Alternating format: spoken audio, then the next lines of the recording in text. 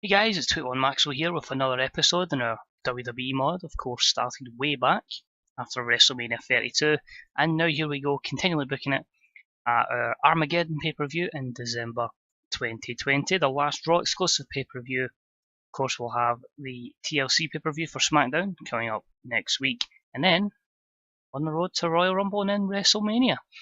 So this Armageddon pay-per-view takes place in front of 50,000 at the Rice Eccles Stadium. It's also on the various providers we've got. SmackDown's pay-per-view will be on the network.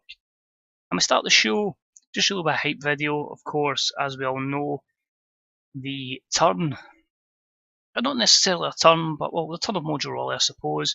Them turning on his friend Bo Dallas, Killian Dane jumping in to help Fergal as well, and then they align with Triple H, of course, the top dog, I would say, in WWE now, and this we'll say he's the owner. He's technically not, because it is under my character Shane McMahon, but we'll say Triple H is the owner, and he's just decided that Fergal's his guy. We also had the Universal title we brought in. That's been retired. It was a prop effectively, so Fergal was always going to be a champion, so that played up to the gimmick. So because he's got the WWE Championship back, Fergal's got rid of it. He's going to stay WWE Champion. There's not a title match tonight in the main event. The match tonight is actually Triple H and Fergal Devitt teaming up to take on the team of Bo Dallas and Rusev. The Rusev part is, of course, I said there was due a big push. Bo Dallas was getting beaten down, and Rusev thought, no, I've had enough of this. I'm going to make the save, and this is why we have our match tonight. So the hype video, this says it's a promo, but just wanted a good rating to start the show. A-star 97. You can see the positives and negatives from this, the storyline gaining heat, and overall, a very solid opening segment. Opening match of the night was for the Tag Team Championships. It was about the hard, great wrestling and good heat. The Golden Lovers defeated Braun Strowman and Bray Wyatt, the champions, in 1809 when Braun Strowman was disqualified when fighting Kenny Omega. Disappointing this only got a B82, although I believe this is maybe for a few reasons. Bray has sustained an undisplaced mandibular fracture. I hope that doesn't take him out of action for too long. The match got the crowd hotter. You can see there 4 very solid performances. Great from Kenny. It's probably one of his best performances in a while. And Ibushi in 94. Continues the storyline. It's certainly not done. Ibushi improving performance skills. Negatives. Wacky hot associated storyline. I disagree. I thought the storyline was over, so that's probably a reason it's not a 90. The low heat as well, but it keeps the titles on Strowman and Wyatt. I don't want to take him off just yet. However, this injury may change the plans, and of course, keep the feud going. Ibushi and Omega attack Braun Strowman and put him through a table to, get the crowd happy. So both came across well. Storyline gained heat, and that was a B plus 87. B plus player. Daniel Bryan circa WrestleMania 30. Next up was a decent matchup. The Young Bucks defeated the Exiles. Of course, that's Switchblade Jay White and CJ Robinson in 14-21. When Matt Jackson defeated CJ Robinson with a moonsault. Solid B82 considering no storyline attached to it. CJ Robinson was off his game. Matt Jackson foreshadowing a face turn. I don't know why Nick hasn't, so I'm to sort that out. But overall, pretty decent there. I don't know how long the Exiles are going to be together. Everybody wants Switchblade to get a push backstage, so that'll happen sooner rather than later. But overall, decent. Young Bucks pick up the win. We then have a promo from Elias and Aiden English, this musical tandem, just promoting how they're going to win again and how it shouldn't be too long until they're due a Tag Team Championship match. So a very solid B plus 88. Still don't have a tag name for them, so if you get any ideas, please let me know. And Elias improves at acting, so that's good to see as well. The match itself was decent though. This was a storytelling match, a bit easy match for them. A decent match with Elias and Aiden going over Jeff Hardy and the Hurricane in 9:31 when Aiden English defeated the Hurricane with the Director's Cut. Of course, Hurricane will be the weak link here. B-76. Jeff was hinting at a heel turn, but that didn't get a strong reaction. But you can see they're pretty parallel performances apart from the Hurricane. I was toying with the idea of putting Jeff to Brother Nero, but I'll see, because obviously the issues that Matt Hardy has. But a few negatives there, and of course the storytelling match with a few negatives as well. Next up, we've got Daniel Bryan attacking Jason Jordan backstage, leaving him down and out. Reason for this one is obviously these two are engaged in a feud, but Jason Jordan on the Go Home Raw picked up broken ribs, so I don't want to risk him, so just in an angle to write him off this show, effectively. So that's a B plus 83. While that's happening, we also have Devitt with Nick and Matt Jackson. Well, it says they're forming an alliance. Technically not true. It's basically the Young Bucks saying to them, you're awfully pally or awfully friendly with Triple H. What about us? What about the BC? He's just going to leave us behind. So a bit of tension there, but a very strong A89 segment. This leads into Daniel Bryan getting a new matchup against Cedric Alexander. He wins in 12:03 with a jumping knee drop. B79. I tried to make it an all-out match, but I think the crowd were already hyped. I was hoping, Cedric could get a good performance here. His 54 to Bryan's 81, although the crowd got buzzing, which is good to see. Bryan improves flying skills. Cedric to performance. Admittedly, I'm booking this a week after Daniel Bryan's been cleared, so I do want to turn him babyface and give him a proper push, because it's like a lot of the booking here, I've never expected Daniel Bryan to come back, and that's why he's never not been pushed as strong as he should have been. But the fact he's back makes me just want to, all in on D-Bry. But a few negatives for this matchup, mostly for Cedric's stamina, not dealing with the pressure, and his motivation, but overall, filler match and done its job.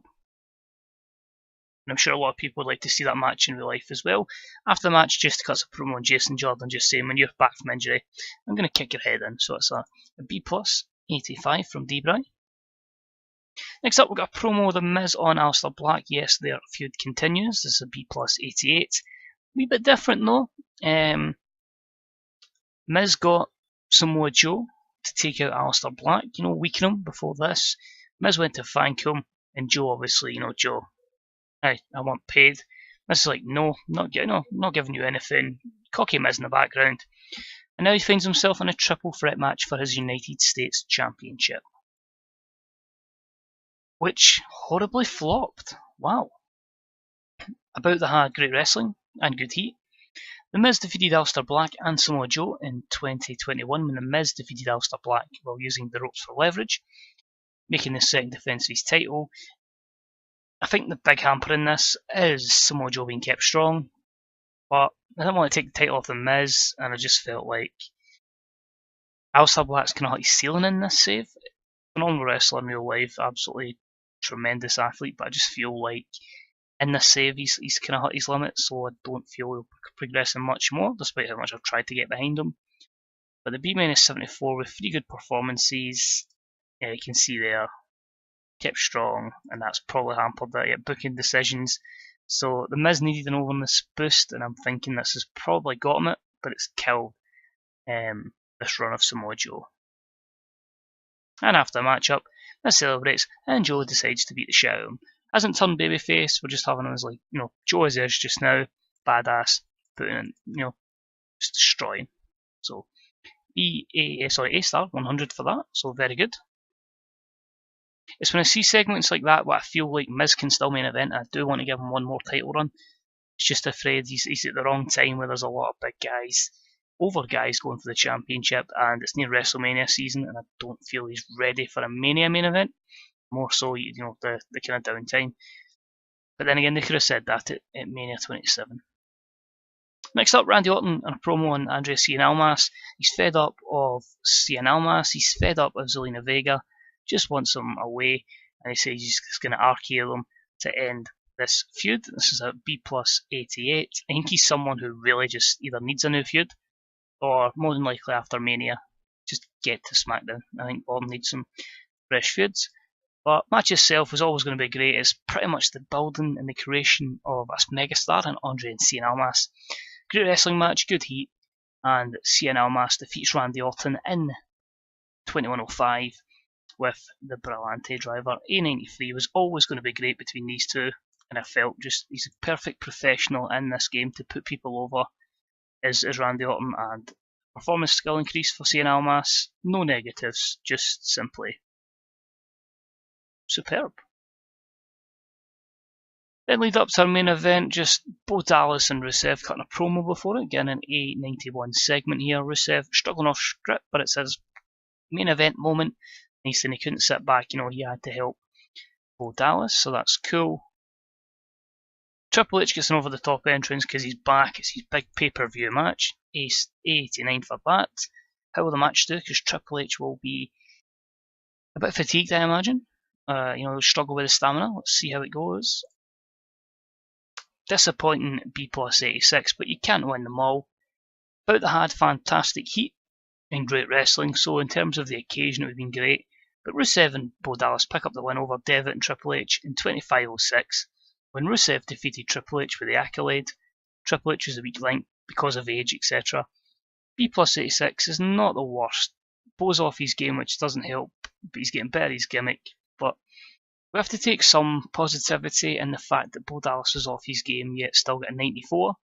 Virgo went 96, 85 and 65. I just didn't feel like it was right having one more title match, so that's why I didn't put the title on the line here. Rusev improving Rumble skills, negatives, Triple H for stamina, rusty, low morale, declining physical ability. He's an over character, it made right storyline sense, he's a big name. We end the show with, I made a wee mistake there.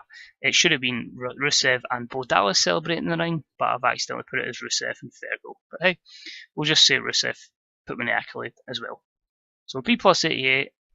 Overall, I think I'll probably maybe just get no things said about the show. Oh, it actually goes an A90. So no specific comments about the show.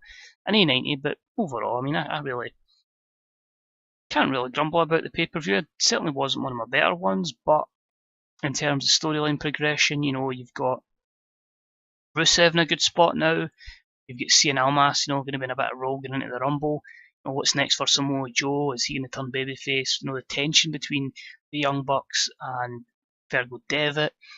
What's next for Elias in English? How's this Bray Wyatt injury going to take place? How's that going to affect us? Will Daniel Bryan get his win over Jason Jordan? It's leaving me in a good position going towards the Royal Rumble. And I'll be honest right now, I don't know who's going to win it. I had a plan for it.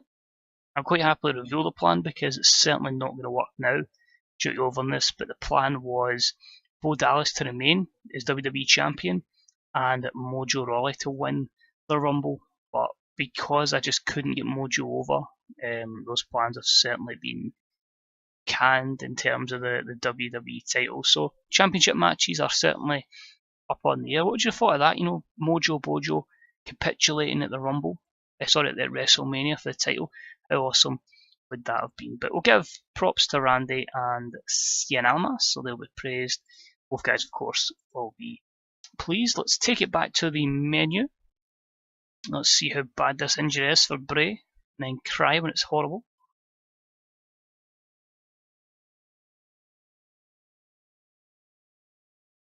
Right, hurt badly, that's never a good sign. He will need to take time off, which is bad as well. Let's see, Marufuji's got an injury. New Japan Luna Okada. Oh! So this is interesting. We made an arse of this. Previously, we declared dirty tricks and it didn't work, but hey, apparently it has. TNA is in turmoil today after what was revealed they had attempted to feed rumours to some of the key spots. Oh, so they've tried to do dirty tricks on us. Intriguing. The embarrassment has stung TNA officials, but not as much as the potential. Can we do anything now? Motherfuckers. So there you go. Wonder if we can do any sort of legal threat on them. I'm not gonna lie, I'm probably gonna commit declare stuff on them, declare war on them. So let's see, we'll check Bray Wyatt in a minute. A 4.2 on pay-per-view buy rate for Armageddon, drug testing 3,000. Let's let's do that. So relationships, as you can see, hostile with Dragon Gate, hostile with All Japan, at war with New Japan, and at war with TNA. So dirty tricks. And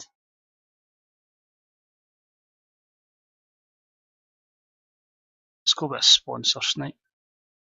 So we're in a good position where if it goes wrong, we've got a lot of money to kind of bail ourselves out, but it could come back and hamper us. Especially a lot of negative wrestlers here. Probably a lot of people just pissed, like, yep, left. No, just try to see someone who was off the. Nobody really pissed off the being off the Raw pay-per-view there. Surprise. Anyway, let's kick on to medical. I wanted to check, obviously, Bray Wyatt. 17 days, so that's not too bad. In terms of injuries, it's really just the long-term injury for Jack Gallagher. Jason Jordan will be back for the Rumble. John Cena will be back as well. For what potentially could be a final hurrah, and Ronda's just been a waste of space in this. But yeah, overall, successful pay-per-view. Go to the schedule. You can see we are now on the road. Tables, ladders, and chairs, which is next week. Effectively around about Christmas in-game.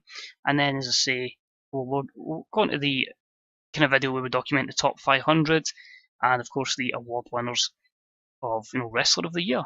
See how people have went over the course of 2020 as we hit into 2021. So as always, thank you for watching. If you enjoyed it, drop a like. If you get any comments, let me know. How did you feel the show went? Have you ever put yourself in a position where, the best comparison I can give, if you've done like a 99 mod, if you've given Vince McMahon big main event matches to ensure that his overness gets him there, but his performance won't quite be there. Let me know how you've booked that as an authority figure in those type of angles. Would you like to see Bo Dallas and Mojo Rawley at WrestleMania? I doubt it's for the title, but would you like to see it regardless? It could possibly still happen. We can work towards it.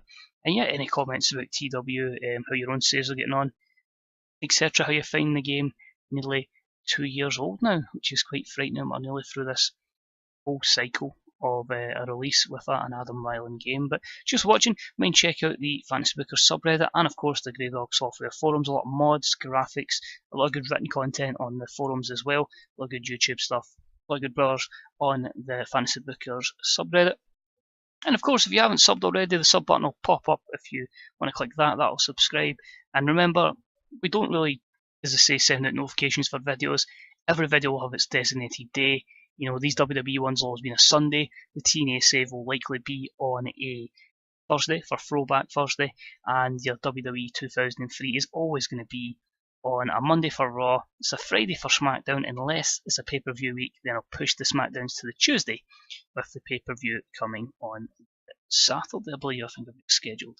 But yeah, thank you for watching. It's much appreciated. And I say, yeah, the former videos of the series, all 100 plus, are on the playlist thing, are shown on your screen just now. So just watching, and I'll see you next time for Tables, Ladders, and Chairs.